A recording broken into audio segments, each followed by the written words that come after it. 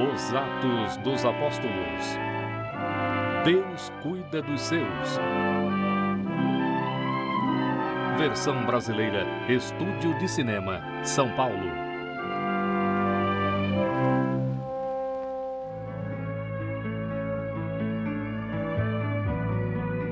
Por causa da oposição e perseguição em Jerusalém, muitos dos primeiros cristãos se dispersaram no exterior. Mas para onde quer que fossem, pregavam a palavra de Deus até longe ao norte, em Antioquia. Naqueles dias, Antioquia era a capital romana da Síria e a terceira maior e mais importante cidade do império. Uma cidade agitada, cheia de sírios, gregos, romanos e judeus. No começo, muitos discípulos pregavam apenas aos judeus de Antioquia, mas alguns também pregavam para os gentios. E como se, para mostrar a aprovação desse passo, Deus abençoou a obra, e o movimento cristão em Antioquia prosperou e cresceu, quando tanto judeus quanto gregos, em grande número, se converteram na fé e aceitaram Cristo como seu Salvador. Logo a notícia do que sucedia em Antioquia chegou aos apóstolos e outros cristãos em Jerusalém. Cada vez mais pessoas se convertem ao Senhor todo dia. Multidões vêm ouvir as pregações e pedem para serem batizadas, tanto judeus como gregos. Então os gregos também estão sendo batizados? Sim, porque aceitaram o Senhor. Ele mesmo não disse que a salvação é para todos os homens? E assim, em Antioquia, todos os homens estão ansiosos para ouvir a palavra. Nós nunca fomos tantos. Mas precisamos de um líder para a igreja em Antioquia. Alguém de muita fé e iluminado pelo Espírito Santo. E assim Barnabé, um homem de muita fé, mente aberta e coração com o Espírito de Cristo, foi escolhido pela igreja para ajudar a fazer dos fiéis em Antioquia uma forte comunidade cristã. Quando Barnabé chegou em Antioquia, viu que todos os relatos sobre o número crescente de cristãos eram verdadeiros. A colheita de fato era farta, mas como o mestre também havia dito, os obreiros eram poucos. Barnabé precisava de alguém para ajudá-lo nessa obra do ministério. E assim ele foi para Tarso e buscou um forte líder cristão. E foi assim que Paulo, antes perseguidor e arqui-inimigo do movimento cristão, se juntou a Barnabé na obra do ministério em Antioquia. Juntos, eles pregaram o evangelho expandindo as fronteiras do cristianismo para incluir todos aqueles que queriam ouvir e aceitar o caminho da salvação. Um dia, apareceram profetas de Jerusalém. Um deles previu uma grande fome que aconteceria em breve. Muitas pessoas morreriam. Haveria miséria em todo o país. Fome no país? Para muitos ouvintes isso era razão de apreensão, mas para os líderes cristãos Paulo e Barnabé, isso significava um tempo de maior solidariedade e preocupação com os irmãos em Jerusalém.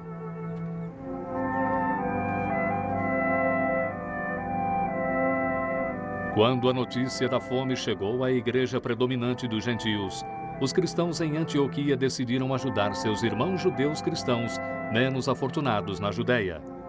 Cada um, conforme o que pudesse, contribuiu com essa primeira ação de solidariedade cristã.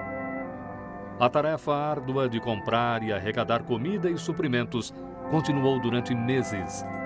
A fome em um país afetava os mercados dos países vizinhos e significava escassez e inflação de preços. Aqueles que não podiam dar dinheiro davam o que possuíam, compartilhando com prazer seus bens mais estimados.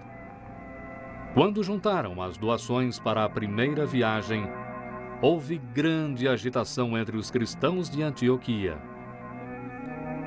Paulo e Barnabé se tornaram os mensageiros da misericórdia, levando as oferendas para a igreja em Jerusalém. Os suprimentos que levavam consigo se tornaram símbolo do amor e da preocupação de Deus, que agora ficara visível através das doações desses primeiros cristãos. Sim, através dos seus seguidores fiéis, Deus estava cuidando dos seus. Mas lá em Jerusalém, alguns dos fiéis se perguntavam se Deus os tinha abandonado. Pois o apóstolo Tiago, filho de Zebedeu e irmão de João, estava morto. Ele não foi vítima da fome, e sim da espada. Morto por ordem do rei Herodes, que quis com esse feito agradar aos judeus. É difícil de se entender porque isso aconteceu com Tiago. Ele era um dos seguidores mais fiéis do Senhor.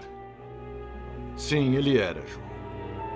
Mas se nós pertencemos ao Senhor, não ganhamos mesmo na morte? Tens razão. Pois o mestre mesmo disse: quem crê em mim, mesmo morto, ainda assim viverá. Podemos confiar em Deus. Então vamos buscar nele força interior e a certeza da vitória final. Até mesmo sobre a própria morte.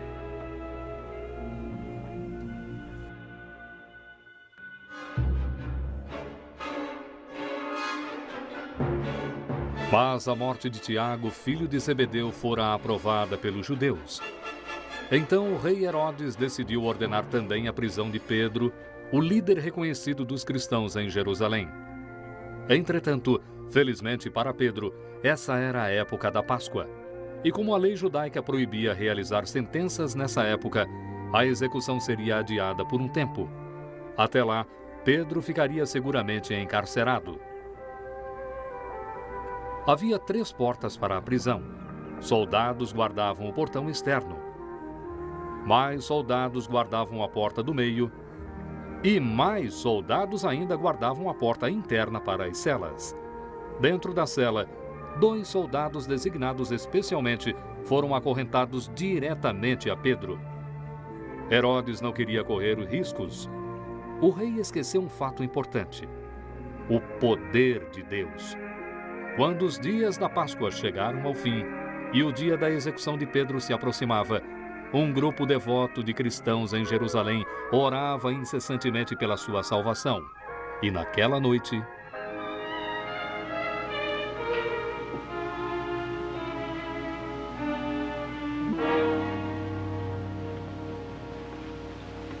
Pedro, levanta-te depressa.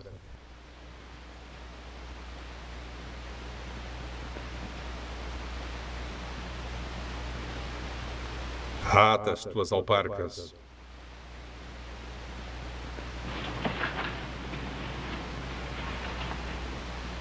Lança as costas à tua capa e segue-me.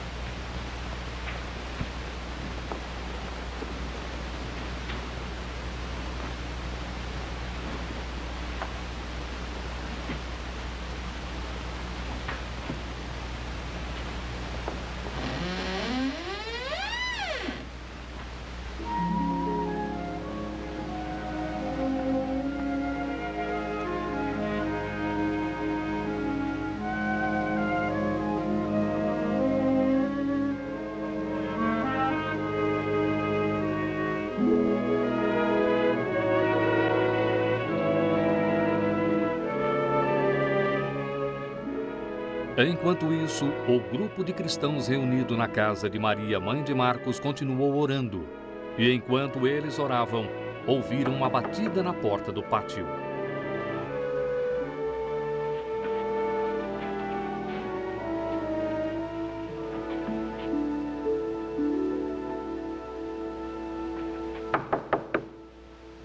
Sou eu, Pedro. Abra a porta para mim. É Pedro. Pedro está à porta. Estás fora de ti. Não, é Pedro. Eu ouvi a sua voz. Talvez seja o seu anjo. Vamos ver. Vamos.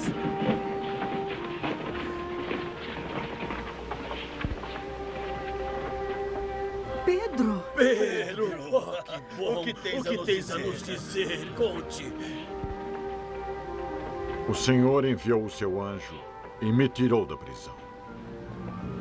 As correntes caíram dos meus braços. As portas se abriram sozinhas. E eu estava livre. Mas, Pedro, tens que tomar cuidado. Assim que Herodes souber de sua fuga, vai vasculhar cada canto em Jerusalém. Sim, eu não posso ficar aqui. Preciso partir antes que os soldados de Herodes venham atrás de mim. Eu conheço um caminho. Posso te guiar em segurança. Mas primeiro, Pedro, venha e descanse um pouco, enquanto preparo algumas coisas para a sua viagem. Descansa. Vai ser muito bom. Por acaso são cegos e surdos? Por que não o impediram? Eu os mandei vigiar aquele homem com suas vidas. Ninguém sabe explicar como ele se libertou. Veja, a corrente dele ainda está presa a nós. Mas deixaram este prisioneiro fugir.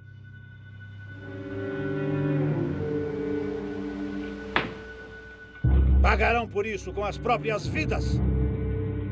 Levem eles! Podem matá-los!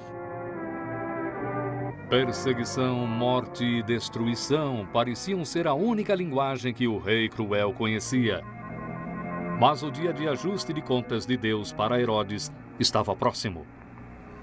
Depois da festa da Páscoa em Jerusalém, o rei Herodes tinha voltado para Cesareia, a capital oficial do seu império. Ali, vestindo suas melhores vestes reais, ele recebeu embaixadores de 2 cidades vizinhas ao norte, Tiro e Sidom. O rei Herodes havia expressado seu descontentamento com os fenícios e esses embaixadores estavam aqui para ganhar a sua benevolência. Eles tinham que conseguir ou seu povo morreria de fome, porque os campos do reino de Herodes abasteciam o seu país com comida. Ó poderoso potentado, rei dos reis, o mais generoso de todos que os deuses favoreceram, nós vos solicitamos. Acostumado com adoração e adulação, o rei Herodes ficou pouco impressionado com as palavras dos fenícios. Então eles se esforçaram mais ainda para agradá-lo, e quando o rei começou a falar, eles se apressaram em lisonjeá-lo. Voz de Deus e não de homem. Em vez de desencorajar essa adoração idolátrica e blasfêmia, o rei orgulhoso deleitou-se com ela. Mas dessa vez ele tinha ido longe demais. De repente, um anjo do Senhor o feriu porque não deu glória a Deus. Nunca mais Herodes subiria ao trono do qual ele reinara com tanto poder. Em alguns poucos dias, sua sangrenta carreira de maldade e perseguição chegaria ao fim, com sua morte. E a palavra de Deus crescia e se multiplicava no país todo, provando o triunfo final dos justos e provando a preocupação de Deus com os seus. Como Paulo diria mais tarde na sua epístola aos Romanos: quem nos separará do amor de Cristo? A tribulação, a angústia, a perseguição ou a fome? Não. Em todas estas coisas somos mais que vencedores por aquele que nos amou. Porque estou certo de que nem a morte, nem a vida, nem os anjos, nem os principados, nem o presente, nem o porvir, nem o poder, nem a altura, nem a profundidade, nem alguma outra criatura nos poderá separar do amor de Deus, que está em Cristo Jesus, nosso Senhor.